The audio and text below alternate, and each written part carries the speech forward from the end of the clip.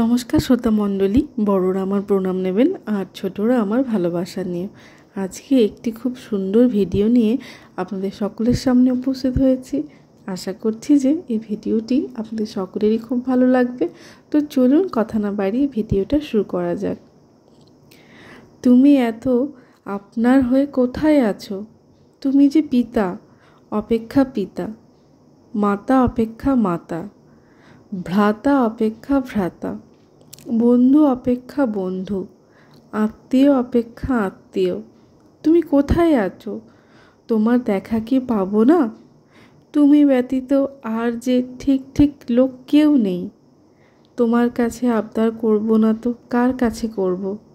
স্বামী ব্রহ্মানন্দজি মহারাজ বলেছেন। এই এক স্মৃতি যা আমি কোনো দিন ভুলিনি। তাঁর ছিল অসাধারণ চৌম্বক ব্যক্তিত্ব। সেই চিত্র আমার মনে এখনো স্পষ্ট, যেন গতকালের ঘটনা। আমি তার মতো আর দ্বিতীয় কাউকে দেখিনি। তাহার পাদপদ্মে মন রাখিতে পারিলে আর ভয় ভাবনার কারণ থাকে না।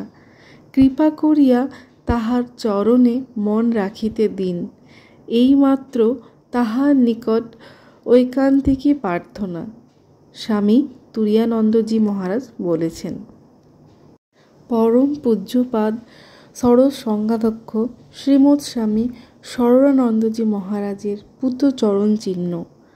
মহারাজের শ্রীচরণে শতকোটি প্রণাম জানাই। আশা করছি যে আমার এই ছোট্ট ভিডিওটি আপনাদের সকলের খুব ভালো লেগেছে।